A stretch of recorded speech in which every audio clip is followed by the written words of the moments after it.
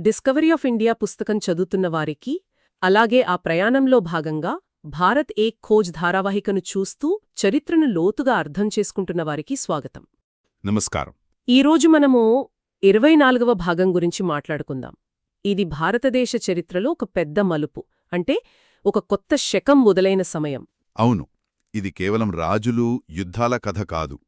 భారతదేశంలోకి ఒక కొత్త విశ్వాసం, ఒక కొత్త సంస్కృతి ఎలా ప్రవేశించింది, అది మొదట శాంతియుతంగా ఉండి ఆ తర్వాత ఒక రాజకీయ శక్తిగా ఎలా మారిపోయింది అనే సంక్లిష్టమైన పరిణామాన్ని ఈ భాగం మన ముందుంచుతుంది.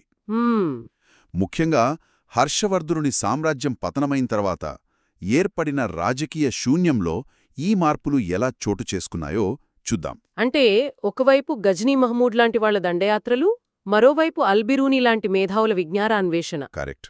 ఇంకోవైపు పృథ్వీరాజ్ చౌహాన్ లాంటి వీరుల కథలు అన్నీ ఈ కాలంలోనే జరిగాయన్నమాట. చాలా ఆసక్తికరంగా ఉంది.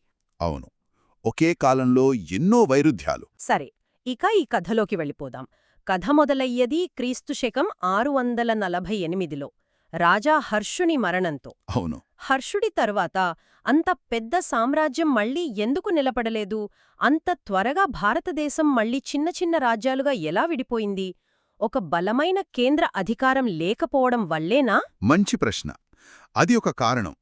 హర్షుడు గొప్ప పాలకుడే కాని అతని సామ్రాజ్యం చాలా వరకు అతని వ్యక్తిగత ప్రతిభ మీద ఆధారపడింది. అతని తర్వాత ఆ స్థాయి నాయకుడు లేకపోవడంతో ప్రాంతీయ పాలకులు స్వాతంత్ర్యం ప్రకటించుకున్నారు. ఇది భారతదేశ చరిత్రలో చాలాసార్లు జరిగింది. అయితే ఇక్కడ ఆసక్తికరమైన విషయమేంటంటే, భారతదేశంలో ఇలాంటి రాజకీయ అస్థిరత ఉన్న సమయంలోనే పశ్చిమ ఆసియాలో ఇస్లాం రూపంలో ఒక కొత్త, బలమైన ఏకీకృత శక్తి పుట్టుకొచ్చింది. సరిగ్గా అదే సమయంలో ఇక్కడ రాజకీయంగా ఒక శూన్యం ఏర్పడుతుంటే, పశ్చిమ ఆసియాలో మొహమ్మద్ ప్రవక్తతో మొదలైన ఇస్లాం ఒక మహాశక్తిగా విస్తరిస్తోంది. అవును, అసాధారణమైన వేగంతో. వారి మొదటి పరిచయం భారతదేశానికి సింధ్, బలూచిస్తాన్ ప్రాంతాలతో జరిగింది. వాళ్లు సింధ్ను జయించాడు కూడా. కాని ఆ తర్వాత ముందుకు వెళ్లలేకపోయారు. ఇక్కడే చరిత్ర ఒక ఆసక్తికరమైన మలుపు తీసుకుంది. ఆక్రమణ తర్వాత కొన్ని వందల సంవత్సరాల పాటు భారతదేశంలోని మిగతా రాజులతో, ముఖ్యంగా దక్షిణాన ఉన్న రాష్ట్రకూటులతో అరబ్బుల సంబంధాలు చాలా స్నేహపూర్వకంగా, వ్యాపార సంబంధాలుగా మారిపోయాయి. అంటే మొదట్లో వచ్చిన వాళ్లు యోధులుగా కాకుండా ఎక్కువగా వ్యాపారులుగా, యాత్రికులుగా వచ్చారన్నమాట. కరెక్ట్. ధారావాహకులు చూపించినట్టు వాళ్లు భారతదేశ పశ్చిమ తీరంలో స్థిరపడి మసీదులు కట్టుకుని తమ మతాన్ని స్వేచ్ఛగా ప్రచారం చేసుకున్నారు. దీనికి ఇక్కడి రాజుల నుంచి పెద్దగా వ్యతిరేకత రాలేదు. ఇది కొంచెం ఆశ్చర్యంగా ఉంది. ఖచ్చితంగా. ఇది భారతదేశపు సహనశీల సంప్రదాయానికి ఒక గొప్ప ఉదాహరణ. వేరే విశ్వాసాలను గౌరవించడం, వాటికి చోటు కల్పించడం ఈ నేల నైజం. నిజమే. అందుకే ఇస్లాం ఒక రాజకీయ శక్తిగా మారటానికి శతాబ్దాల ముందే ఒక మతంగా ప్రశాంతంగా భారతదేశంలోకి ప్రవేశించి ఇక్కడి సమాజంలో ఒక భాగమైంది. కాని ఈ శాంతియుత వాతావరణం ఎంతో కాలం నిలవలేదు. 11వ శతాబ్దంలో పరిస్థితి పూర్తిగా మారిపోయింది. అవును. ఈసారి వచ్చింది అరబ్బులు కాదు, మధ్య ఆసియాకు చెందిన తురుస్తులు. వాళ్ల అప్పుడప్పుడే ఇస్లాం మతాన్ని స్వీకరించారు. అసలు వీళ్లకి ముందు వచ్చిన అరబ్బులకే తేడా ఏంటి? చాలా తేడా ఉంది. అరబ్బులకు భారతదేశంతో పాత వ్యాపార సంబంధాలున్నాయి. తురుష్కులాలా కాదు. వాళ్లు మధ్య ఆసియాలోని సంచార జాతుల నుంచి వచ్చిన యోధులు. ఓ అలాగా. వాళ్లకు ఇస్లాం మతం కొత్త. వాళ్లలో మతపరమైన ఉత్సాహం, ఆక్రమణకాంక్ష ఎక్కువగా ఉండేవి. అలాంటి వారిలో అత్యంత ముఖ్యుడు గజ్నీ సుల్తాన్ మహమూద్. అతని లక్ష్యం భారతదేశాన్ని పాలించడం కాదు, దోచుకోవడం. అవును. అతను ప్రతి సంవత్సరం చలికాలంలో దండెత్తి రావడం, ఇక్కడి నగరాలను, ముఖ్యంగా మధుర, కనౌజ్, సోమ్నాథ్ లాంటి ఆలయ నగరాలను కొల్లగొట్టి అపారమైన సంపదను, వేలాది మంది బందీలను తనతో గజనీకి తీసుకెళ్లేవాడు. అతని ఉద్దేశం గజనీ నగరాన్ని ప్రపంచంలోనే గొప్ప నగరంగా తీర్చిదిద్దడం. అంటే అతని లక్ష్యం ఇక్కడ సామ్రాజ్యాన్ని స్థాపించడం కాదు, కేవలం దోచుకోవడం. సరిగ్గా అదే. మీ చెప్పినట్టు సోమనాథ్ లాంటి ఆలయాల నుంచి దోచుకెళ్లిన సంపదతో గజనీ నగరాన్ని నిర్మించుకున్నాడు. ఆ మెరుపు వెలుక ఎంత హింస ఉండి ఉంటుందో ఊహించుకుంటేనే భయంగా ఉంది. నిజమే. ధారావాహికలో బాగ్దాద్ ఖలీఫాతో అతని సంభాషణ అతని మనస్తత్వాన్ని స్పష్టంగా చూపిస్తుంది. ఖురాసాన్ను గెలిచిన తర్వాత సమర్ఖండను కూడా తనకే ఇవ్వాలని ఖలీఫాను డిమాండ్ చేస్తాడు. ఖలీఫా నిరాకరించగానే 1000 ఏనుగుల సైన్యంతో వచ్చి బాగ్దాద్ను నేలమట్టం చేయమంటావా అని బెదిరిస్తాడు. ఓ ఇది ఇస్లామిక్ ప్రపంచానికి నామమాత్రపు అధిపతి అయిన ఖలీఫా పట్ల అతనికున్న ధిక్కార భావాన్ని, సైనిక గర్వాన్ని చూపుతుంది. అప్పటికే ఖలీఫాల అధికారం నామమాత్రమైపోయిందని చెప్పడానికి ఇదొక ఉదాహరణ. ఇక్కడే నాకు చాలా ఆశ్చర్యం వేసే విషయం ఒకటుంది. ఇంత క్రూరమైన దోపిడీదారుడైన మహమూద్ ఆస్థానంలో అల్ బిరునీ లాంటి ఒక మహాపండితుడు, అవును, ఫిర్దౌసీ లాంటి గొప్ప కరీ ఎలా ఉన్నారు? వాళ్లను కూడా బందీలుగానే తెచ్చుకున్నాడా? అవును, అల్బిరూనీని క్వారెజం నుండి బందీగా బలవంతంగానే తన ఆస్థానానికి తీసుకువచ్చాడు. ఓ వారిద్దరి మధ్య జరిగిన ఒక సంభాషణ అల్బిరూనీ యొక్క నిర్భీతిని, మేధస్సును చూపిస్తుంది. మహమూద్ సుల్తానంటే ఎవరు అని అడిగినప్పుడు ఏమన్నారు? అల్బిరూనీ ఏమాత్రం భయపడకుండా అధికారాన్ని చేజిక్కుకొని దానికి మతపరమైన ముద్ర వేయించుకొని తన అధికారాన్ని కాపాడుకోవడానికి ఎన్నో కుటుంబాలను నాశనం చేసేవాడే సుల్తాన్ అని సూటిగా సమాధానమిస్తాడు. అద్భుతం! తనను బందీగా పట్టుకున్న సుల్తాన్ ముఖం మీదే ఇంత ధైర్యంగా విమర్శించడం మామూలు విషయం కాదు. ఇక్కడ మనం చరిత్రలో ఒక అద్భుతమైన వైరుధ్యాన్ని చూస్తున్నాం. ఒకవైపు మతం పేరుతో సంపదను దోచుకుంటున్న ఒక సుల్తాన్, మరోవైపు అదే సుల్తాను బందీగా తెచ్చుకున్న ఒక మేధావి ద్వేషాన్ని, పగను పక్కనపెట్టి వేరే సంస్కృతిలోని జ్ఞానాన్ని వెతుకుతున్నాడు. అధికారం జ్ఞానాన్ని బందీ చెయ్యగలదు, కాని దాని తపనను ఆపలేదు అనడానికి అల్బిరూనీ ఒక పెద్ద ఉదాహరణ. అతని లక్ష్యం భారతదేశ సంపద కాదు, ఇక్కడి తత్వశాస్త్రం, గణితం, ఖగోళశాస్త్రం. కరెక్ట్. వీటన్నిటినీ అధ్యయనం చేసి తహ్కీక్-ఏ-హింద్ అనే గొప్ప గ్రంథాన్ని రాశాడు. మరోవైపు కవి ఫిర్దౌసీ ఉన్నాడు. అతనితో మహమూద్ ప్రవర్తన వేరుగా ఉంటుంది. కనోజ్పై అలెగ్జాండర్ అంటే సికిందర్ విజయం గురించి కవిత్వం చెప్పమని, ప్రతి పద్యానికి ఒక బంగారు నాణెం ఇస్తానని అంటాడు. అంటే ఒక పక్క వాస్తవాలు చెప్పే పండితుడు, మరోపక్క తనను పొగిడే కవి. మహమూద్కి రెండోదే ఎక్కువ నచ్చినట్టుంది. సరిగ్గా చెప్పారు.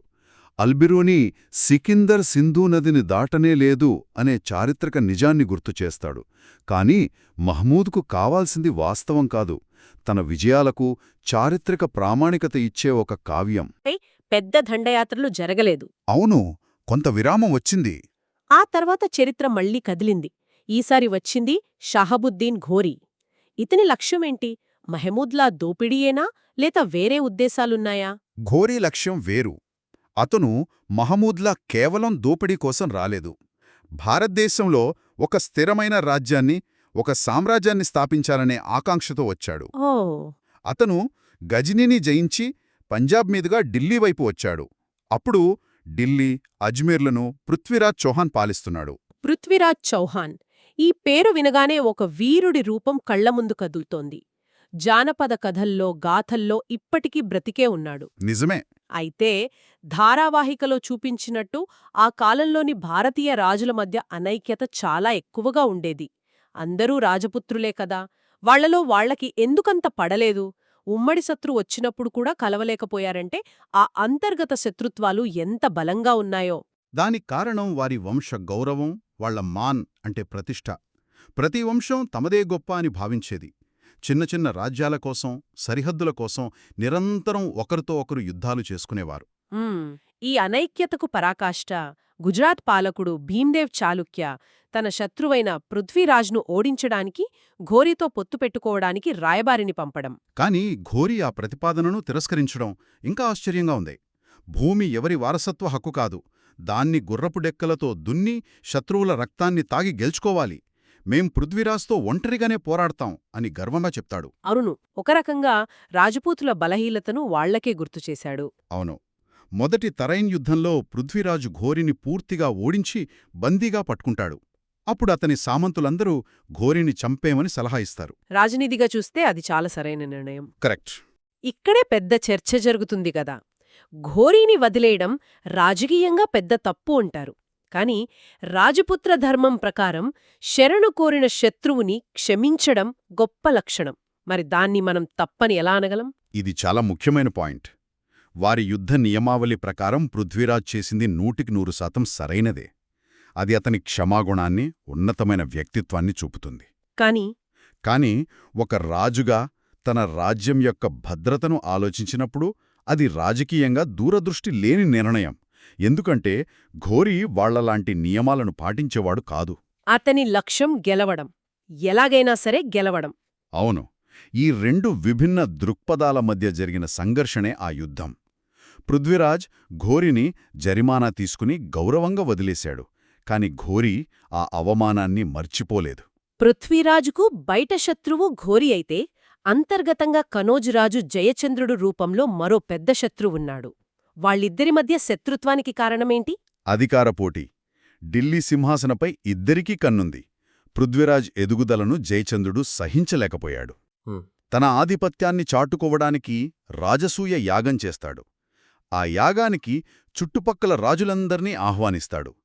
ఆ యాగంలో పాల్గొనడమంటే జయచంద్రుడి ఆధిపత్యాన్ని అంగీకరించడమే. పృథ్వీరాజ్ ఆహ్వానాన్ని తిరస్కరించాడు. అవును. దానికి కోపించి జయచంద్రుడు పృథ్వీరాజును అవమానించడానికి అతని విగ్రహాన్ని చేయించి తన ఆస్థానంలో ద్వారపాలకుడి స్థానంలో పెడతాడు. కరెక్ట్. ఇంతలో జయచంద్రుడి కూతురు సంయోగిత పృథ్వీరాజును ప్రేమించడం.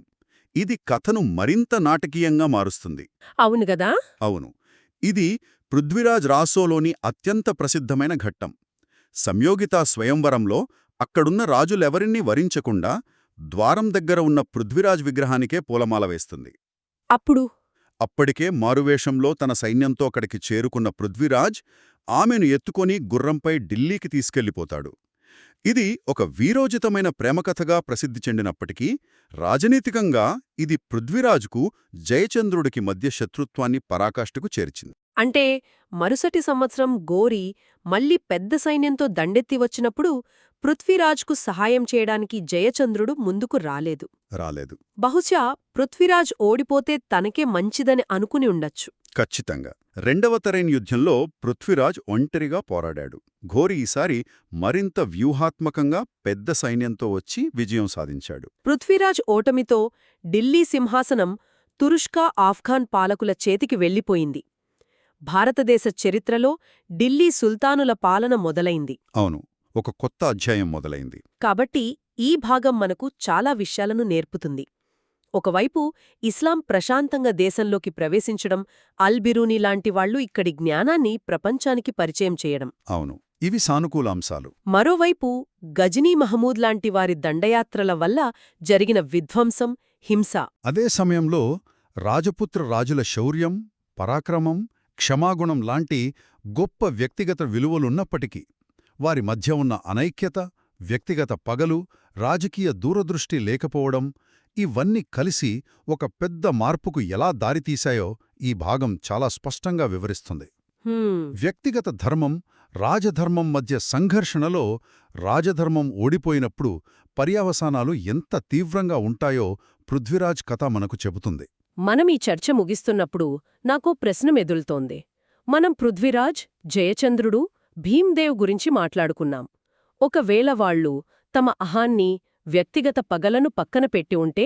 అంటే ఒకవేళ ఆనాటి భారతీయ రాజులందరూ కలిసి నిలబడి ఉంటే? అవును, సరిగ్గా అదే. అలా జరిగి ఉంటే చరిత్ర ఇప్పుడు మనం చదువుతున్నట్టు ఉండేదా, లేక పూర్తిగా వేరే దిశలో ప్రయాణించేదా? దీని గురించి శ్రోతలు ఆలోచించాలి.